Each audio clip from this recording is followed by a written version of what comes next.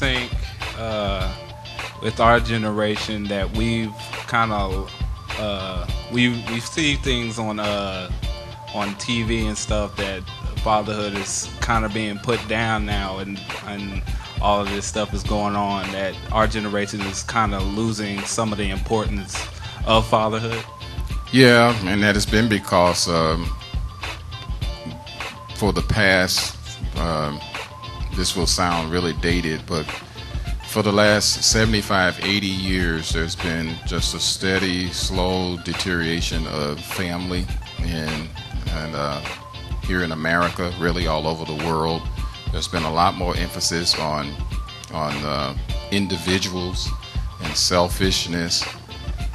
Because so many men left home, many women have been forced to be the leader in the home, to raise their sons and daughters.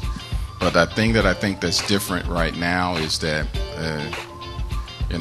I'll say from the 1960s all the way up until now, women have been having to raise their sons and daughters. But the thing that was interesting is that several different organizations and even the government instituted programs to help women, bringing money into the home, programs and all kinds of assistance.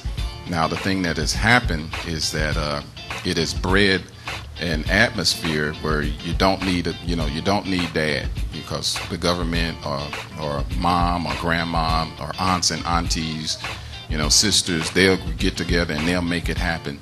But now what has happened is, I don't know if many women recognize this, your sons in particular are now grown.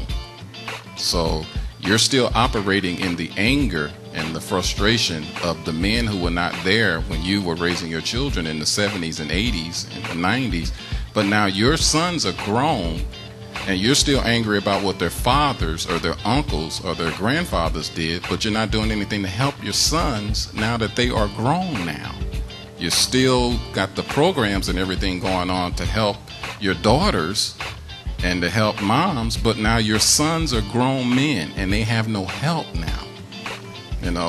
There aren't a lot of scholarship programs and things that really help the guys. And so I would say that that's probably the biggest thing that has hurt the men in this generation, and that you are being made to pay for the sins of your fathers, the sins of your grandfathers, because I don't know if many women really recognize this today. It's now 2010.